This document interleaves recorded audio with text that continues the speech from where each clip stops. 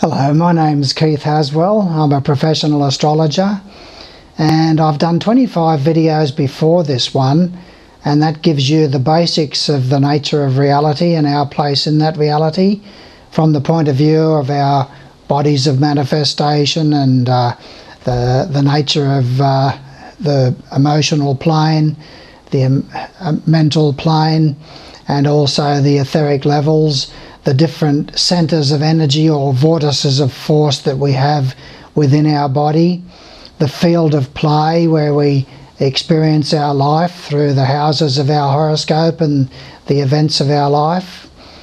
And on this particular video, which I suggest that you watch all the previous ones before this one, because inevitably the task at hand here is for me to help you to understand yourself more.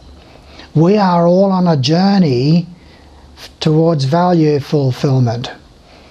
Now that means that we are out to continually expand our consciousness, our awareness and our intelligence through a multiplicity of lifetimes. And it's inevitable that it will become more and more complex as these videos continue of mine. And so there's no getting away from it. These things that I'm going to share with you now about the nature of thought forms and the function of thought forms are things that you are going to have to integrate into your consciousness and into your understanding, whether or not you defer it until later on in this life, until you have a lot more crises and you have a desperate need to understand what's the cause of these crises, or until even perhaps a later lifetime. But inevitably you are going to integrate these complexities into your understanding, because that's the nature of life. That's where we're all in life in order to reach value fulfillment, and that comes through expansion of consciousness and expansion of our intelligence. And as we grow and reach and stretch and become more of who we really are, we learn more and more about the space-time rule set that we are living in and where we are living and moving and having our being. Now, thought forms have three purposes and functions to fulfill. One is to respond to vibration, to respond to energy, the energy of a thinker, an independent, self-conscious thinker at the human level. Secondly is to embody an idea or a thought. And thirdly is to carry out specific purpose, will, intention, function and design of that thinker. And so this is what thought forms are. Now we are living in a sea of essence, a sea of energy, mental and emotional energy. And this is where we are polarized in consciousness.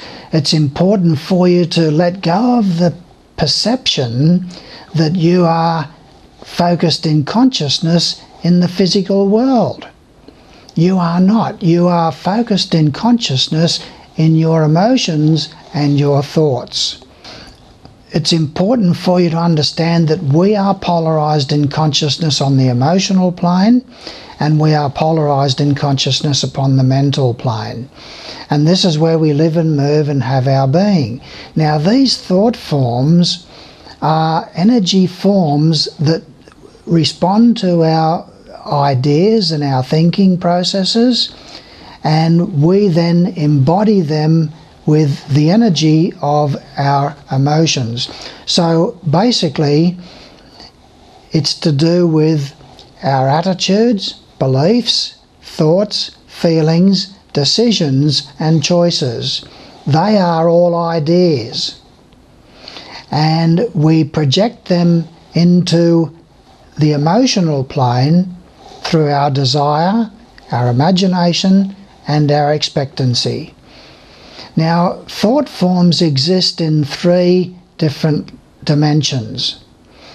They exist as possibilities in the mental plane, and then they become probabilities through our desire, imagination and expectancy, and they become actualities when they move into the etheric levels as trapped light, as an event or condition in your life. We have 50,000 thoughts a day, and that's an important thing to take on board. 50,000 thoughts a day. And a lot of these thoughts are repetitive, such as, life is a financial struggle for me. These are belief patterns and attitudes. So with 50,000 thoughts a day, I calculated that we have about 2 billion thought forms created in 50 years of our lifetime, or longer. We live longer than that, then there's more than 2 billion. What happens when we create a thought form? We have an idea or a thought. We take a point of undifferentiated energy, which is called a consciousness unit, and we differentiate it and give it a positive nucleus, and it then becomes the central focal point of a thought form. And we then fill in the body of that thought form with our intent and function, purpose, will and design and objective. And then we push it down into the area of probabilities through our desire, imagination and expectancy. Now, these thought forms do not have self-consciousness. They do not have choice, but they are all on the involutionary arc of energy down into matter, and they're out to express themselves as an event in time and space. So you've got all of these 50,000 thought forms. A lot of them are the similar ones that build up the strength of original ones of the similar vibration, but they are becoming powerful thought forms that are living in your body. We have an emotional aura around ourselves, and that's full of all these changing energies, lightning bolts and reds and dark browns and all the angers and shames and guilts and fears and so on and so forth. Our emotional body is a very active and vibrant place, and our mental body as well. So we've got all of these thought forms that are hovering around in our emotional body and our mental body, seeking an opportunity to express themselves. And so therefore they're out to attract the attention of your mind. There is a law in nature, one of God's laws, that says that energy follows thought. And so when you start thinking upon a particular line of thinking, you are pumping up that thought form with energy. So let's look at the function and purpose and objective of a particular thought form. Let's say that you've got a job interview tomorrow, and you're a little bit nervous about going for this job interview. And so you have it planned for tomorrow, and you start thinking and reflecting upon, oh, I don't think that they're going to like me. It's a receptionist job, and I have plenty of computer experience and typing experience, but I've never really had any receptionist experience. And so I just know that they're not going to like me, and they're not going to see the value in me, and I don't think I'm going to get the job. And over the 24-hour period between here and the interview, you're continually reflecting upon this and thinking upon this and pumping this thought form up that I don't succeed, I won't succeed, I'm not going to be the one to get the job, and so on and so forth. That thought form is a powerful thought form that not only has impact upon you, but it has impact upon those who do the interview when you go for it. And so with that sort of a thought form projecting into their consciousness and having impact upon their consciousness. They're doing the interview, and what do you think they're going to zero in on? Well, we know that you've got plenty of computer experience, and we know that you've got plenty of typing experience, but you really don't have any experience in the reception field. And so therefore that's a bit of a negative for us, you know. And so they're responding to your thought form. And so the end result is that 2 days later you get a call from that person and they say, I'm sorry, you didn't get the job, darling, because you didn't have enough experience as a receptionist. Let's take another example of the function of a thought form. Let's say that you've got a date planned with a particular guy, maybe in a couple of days' time. You've met the person once and you made a good impression and so forth. But in the interim between now and then and the time that you're going to be having the date, you are continually thinking about, oh, I don't think he's going to like me, I'm a bit overweight, I think that I'm just perhaps a little bit too old for him, or a bit too young for him, or I just don't feel confident about this date, I don't think it's going to go well, he's going to zero in on my argumentative nature or whatever. You're pumping this thought form up all the time about I don't deserve and I'm not lovable and this person's not going to love me. You're finding all the reasons why this date is not going to work out the right way for you. And so what happens is that you have the date and it doesn't work out that way. Let's say that you've had a problem in a relationship with a brother. Say, for example, here's another way that thought forms work out. And you are going to go and see them that evening, but during the day you're reflecting upon, oh, they're not fair, they don't understand me, they don't see things from my point of view, and I'm sure that tonight's not going to work out well, we're going to just have an argument again. And so on the way driving there to see your brother, what are you reflecting upon? How it's all going to turn out bad. And so that's exactly the way that it turns out, because the thought form has no choice. You see, the era that we come from is an era of science and an era of religion. And science, although it calls itself the arbiter of truth and to find the truth about the nature of reality, it denies completely anything that can't be seen and measured by their instruments. And so consequently they've denied humanity any research and investigation into the emotional plane and the mental plane. But this is where we live and move and have our being. And so you are going to have to deal with these thought forms, and you're going to have to realise you can't get away with your thinking processes. You think to yourself, well, no one knows what I'm thinking. How is this going to impact upon the date that I have tonight? Or the interview that I've got coming up with this person for the job, or this meeting with my brother to sort things out. I'm having all these thoughts inside of myself, but no one knows about it. You think that you're going to get away with that, but that's not the way that reality works. God and Goddess have put in place laws that state that we create our own reality, and we create our reality according to our raw materials, our attitudes, beliefs, thoughts, feelings, decisions and choices. What is the nature of the thought forms that you are creating? These habitual thought forms of I don't deserve, of low self-esteem, of a bad self-image, of financial struggle for me. Life never works out for me. Relationships never work out for me. I don't deserve success in life.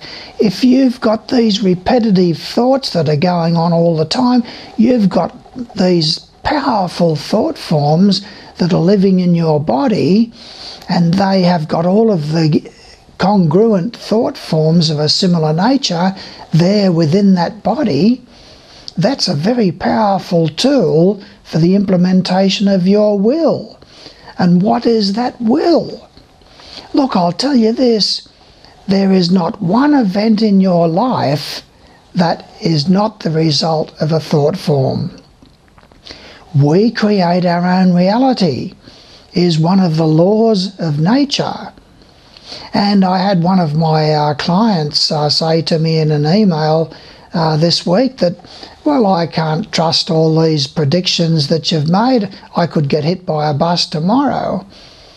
The only reason that you will get hit by a bus is if you refuse to make changes in your life through choice and through willpower and determination and courage and the expression of morals, principles and values and integrity, then those energies in those thought forms have to find an outlet for expression as an event and condition in your life. So your soul is not doing this to you. Your soul, your higher self, wants you to grow and reach and stretch and become more in the likeness of itself.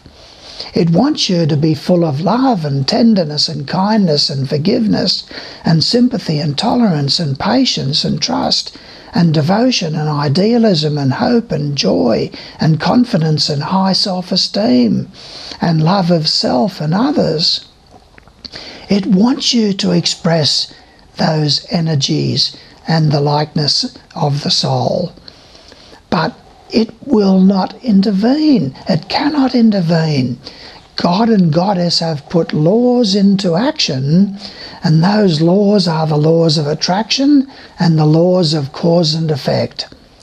And God has given us the power to create all of the events of our life according to our raw materials, our attitudes and our beliefs, our thoughts and our feelings, our decisions and our choices. And we project them into events and conditions in our life through our three tools, which are our desire, imagination and expectancy. What do we expect as far as our finances are concerned? What do we expect in communication with those close to us? What do we expect in regard to security in the family and the home environment? What do we expect in love and romance? What do we expect in health? What do we imagine as far as our health is concerned? What do we expect and imagine in regard to marriage and relationships and partnerships? What do we expect as far as our personal spiritual growth is concerned? Are we stuck in the past? Are we addicted to our habit patterns of smoking and drinking and alcohol and drugs and deceptive relationships and domination, manipulation, control of others? Control or you will be controlled. Dominate or you will be dominated. The survival of the fittest. These are all of the cliches that we all live by, and we're all addicted to these negative patterns of behaviour and these negative patterns of thinking and feeling, and we wonder why we've got chaos in our lives with financial struggle, accidents on the road, lung and bronchial trouble, stomach trouble, insecurity in the home and family, problems in relationships and with children, problems with our health, difficulties with employment, problems in marriage, problems with legal matters, problems in career and business, problems with friends, hospitalisation and bouts of illness and self-destructiveness. This is where we're all living and moving and having our being.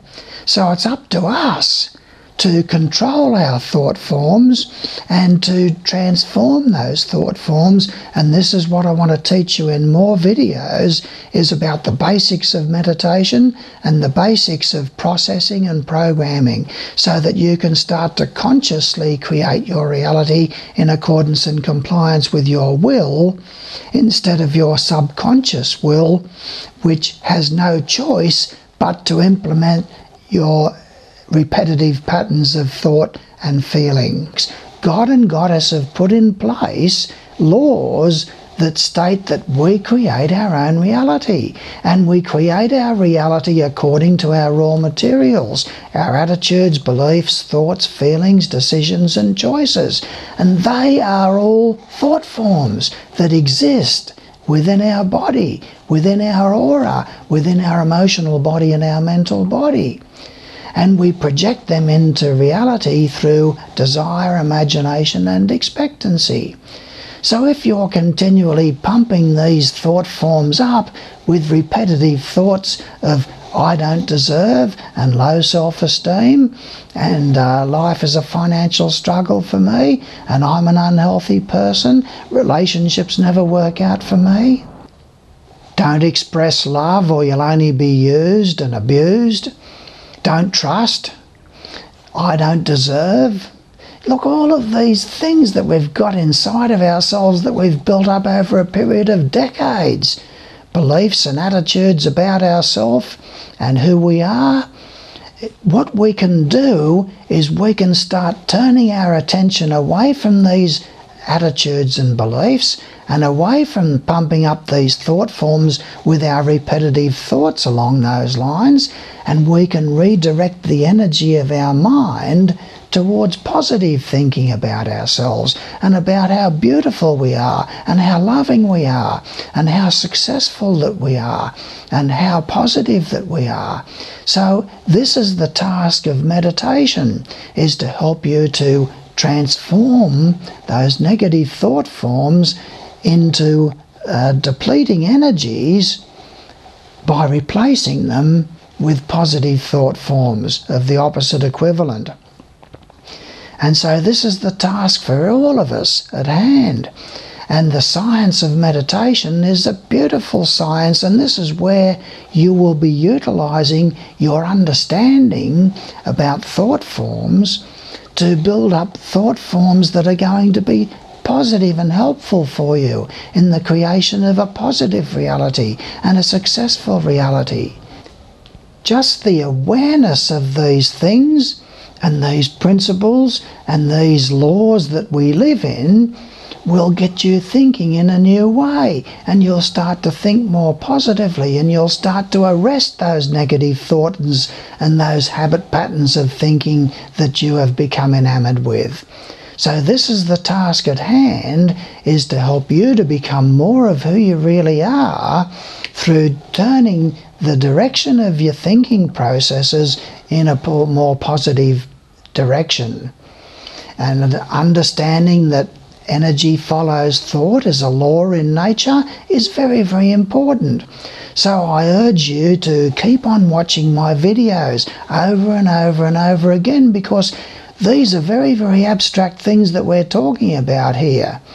And so when you watch a video, even though it's only 15 minutes, you miss a lot of the stuff that was in there. Your mind is wandering upon what's going on tomorrow with my sister's visit, and my child is going to play sport tomorrow. I wonder what's happening there, and you miss important little points that are there in the video. Your mind goes all over the place. Now, what I'm going to be doing in the next video for you is to talk about the subconscious mind and how that works. So this is just a little bit about thought forms, and you'll learn more about thought forms as you progress through my intensives and also as you progress through my videos, and you will become more of the giant that you truly are. God and Goddess love you, but they won't create the reality for you. They've given you freedom of choice, and they've given you the power to manifest your will, your intent, your function, your purpose, your objective, and your design into physical reality as events and conditions in your life. And they're not going to rob you of that free will. They're not going to impose their will upon you. You are going through a multiplicity of lifetimes in order to gain control over the direction of your thinking processes and the direction of your emotions and your belief patterns and your attitudes and your thoughts and your feelings.